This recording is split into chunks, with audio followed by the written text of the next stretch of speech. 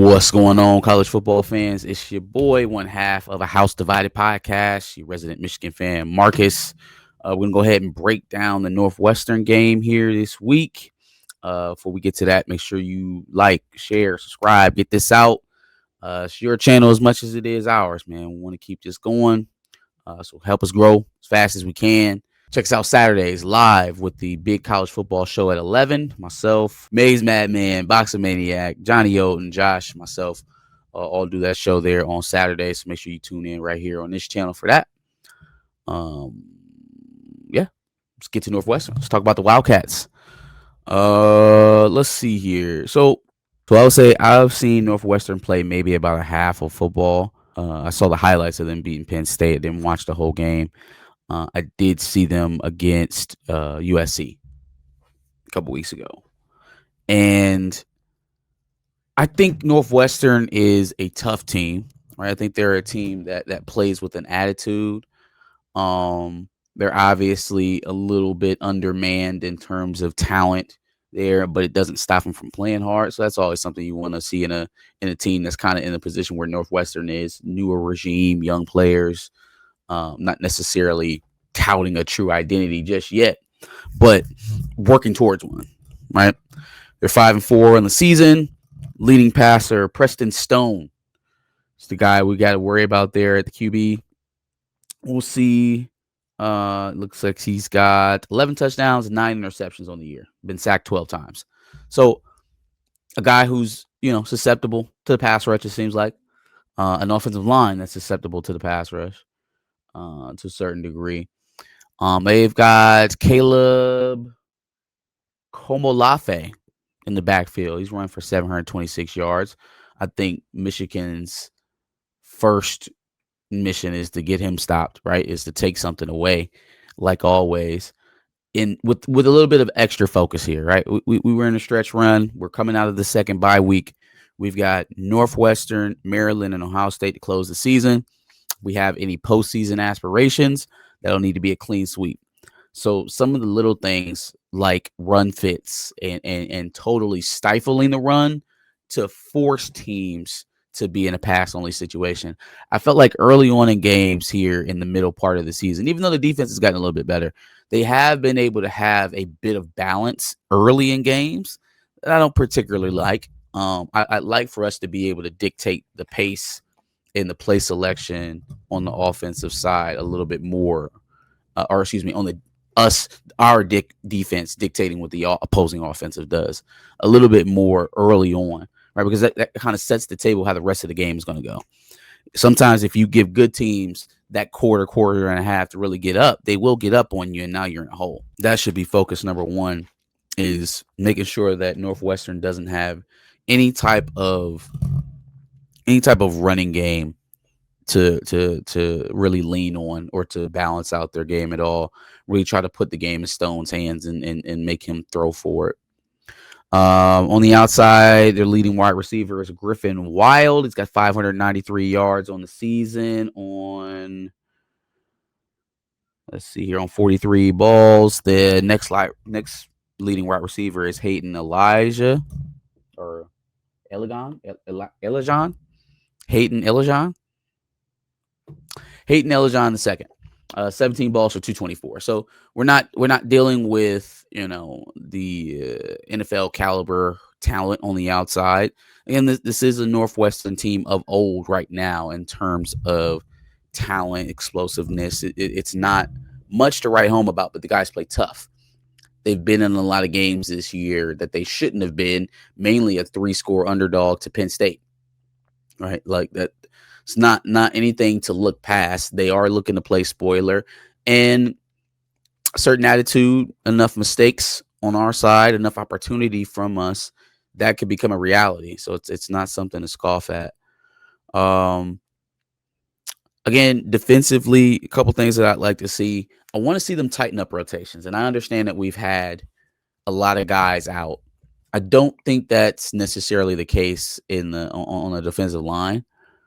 I would love to see those rotations tighten down to about 4 guys at each position. I think the idea was to play a lot of young guys against Purdue, and that That's fine. If we have a close game versus a team you know that you can beat, so that you can get some of your depth, some playing time, I'm not necessarily opposed to that. But again, just like we mentioned in the stretch run, thinking to have a posture to try to sweep all three of these games, you want to be getting the guys that you know are going to make a difference for you this year in big time games. That's who you want to be rounding into form, in my estimation.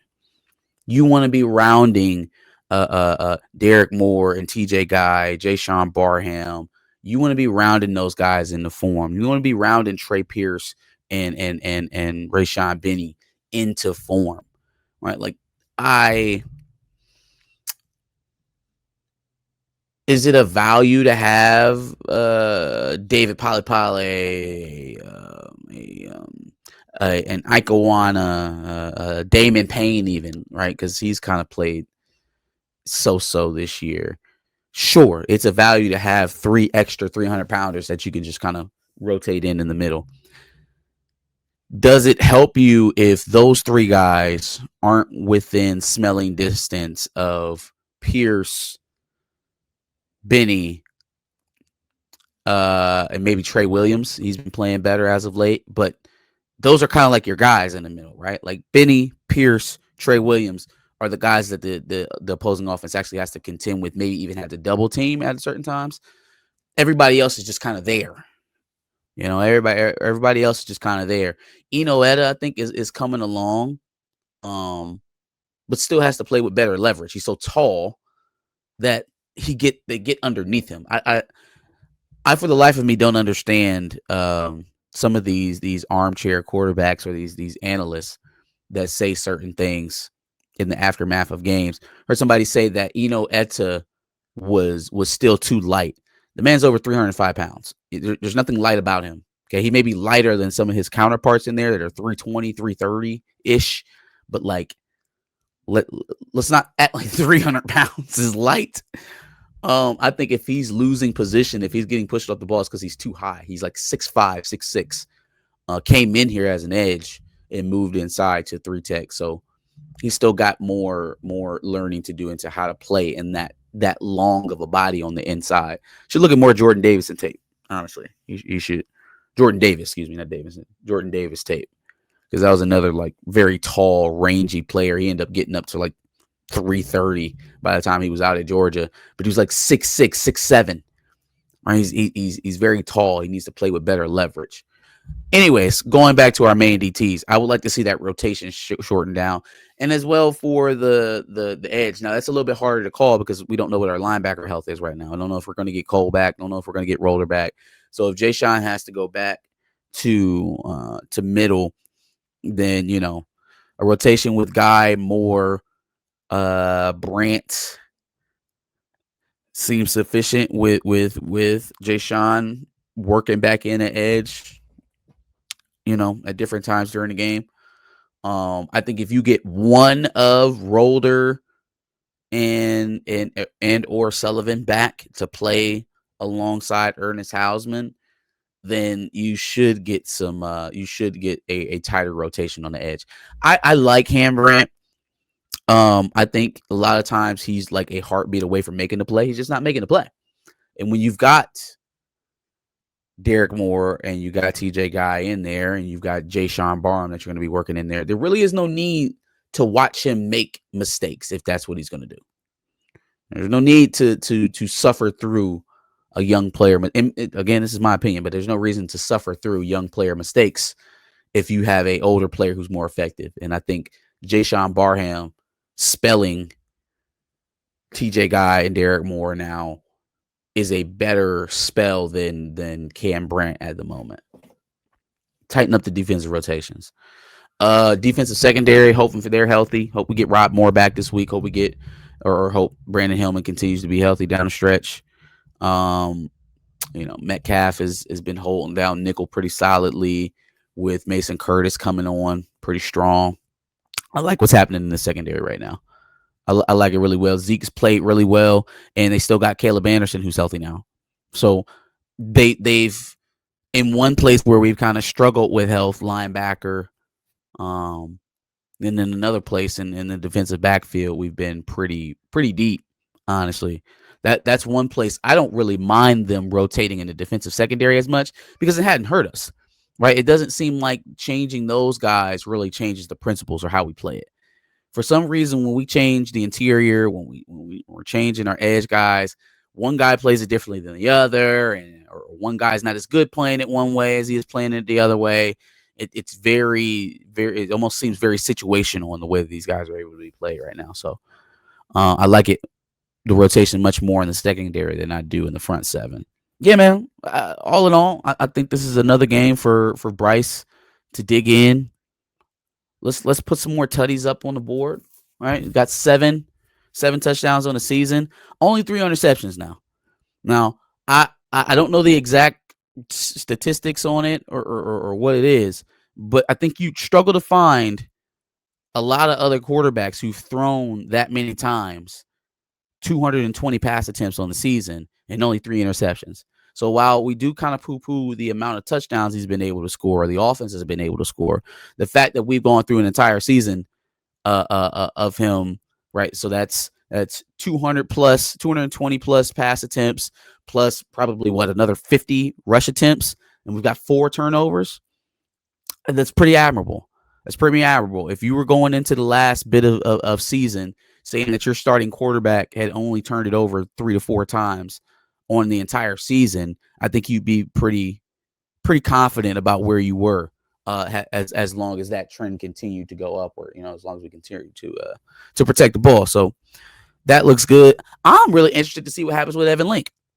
When Evan Link comes back, does he wait?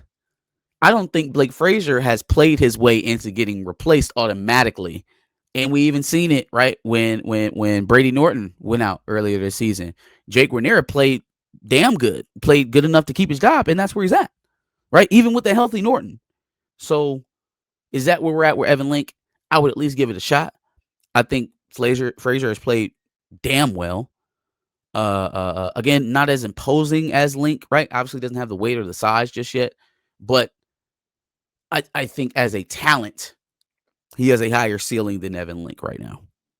So it'll be an interesting battle to see who gets that back once Link returns. Tight end. Let's talk about tight end for a second. I want to see more Deakon Tonielli and Zach Marshall. I want to see more of those guys. I like Marlin Klein. He's a captain. One of the best athletes we have on the team. For some reason or another, Tonielli and Marshall have been able to make themselves more available for Bryce. I don't know if it's that when we have the opportunities to get the ball to Klein, Bryce misses. I mean, because that has literally happened multiple times this season where he just misses them. But I'm saying on a play-per-play basis, when those guys are in, they are popping for some reason more than Marlin Klein. Now, Marlin has dealt with an injury early in the season. Hogan Hansen has been in and out of the lineup the entire season. If that's where we are, and those are the guys who have been playing most of the season, I want to see those guys get more of an opportunity to put up some production. Bredesen is obviously going to get his snaps in 12 and 13, but when in scenarios where we want to attack the middle of the field with big bodies, I would like to see more of those guys because they've kind of proven themselves, right? They deserve it. And I just don't know how healthy Klein is. We know Hansen hasn't been healthy because he just hasn't been seen. And even still, the opportunities where he is open now, that he's not being hit. They are hitting Tonielli and they are hitting Marshall. So I'd like to see those guys get more opportunities. That's pretty much it. I think Michigan should take care of business. This should be a game where they get back to regular form, to 12 o'clock kickoff. So thank God no more fucking prime time kickoffs.